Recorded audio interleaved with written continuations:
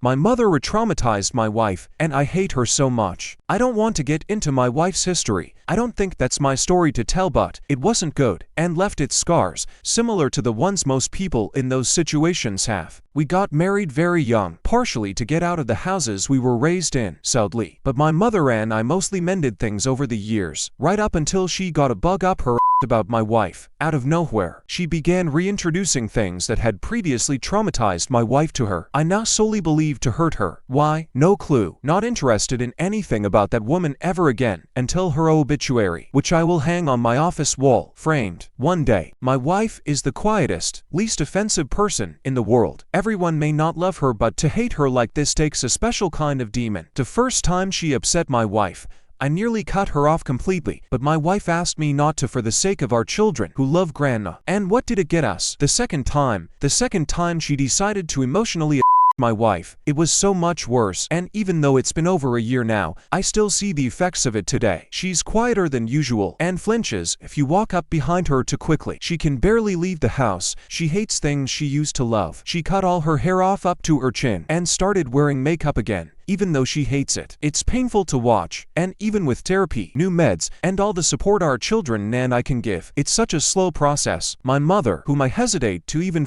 call that anymore, is cut off entirely, with the threat of legal action keeping her at bay. There's a good chance we're going to have to leave our home and the state we've come to love for my wife to feel comfortable again, though she never say it, and has only cried and said no whenever I do. But I can tell she's scared here, and I just want her to feel safe again. My children will have to switch schools, and I will have to transfer to a new facility. Luckily, the company I work for has them in several states and countries other than the one I live in now, but still, it sucks. All because of the pawn scum I used to call mom. My aunt, the only family I have left alive other than my mother, tried to defend her exactly once before I made it clear that I wasn't going to hear any defense of the indefendable, and that she was just lucky I hadn't called the cops already. Here are the top comments, plus Opie's reply. I think the best thing to do is remove your wife from a space where she might, 1, be reminded, and 2, have your mom find you guys. Good to hear she is in therapy. Just make sure it's the correct type of therapy for her situation. You sound like a great husband and father. I'm sorry about the situation. What did your mom do to your wife? OP replied, She purposefully and deliberately waited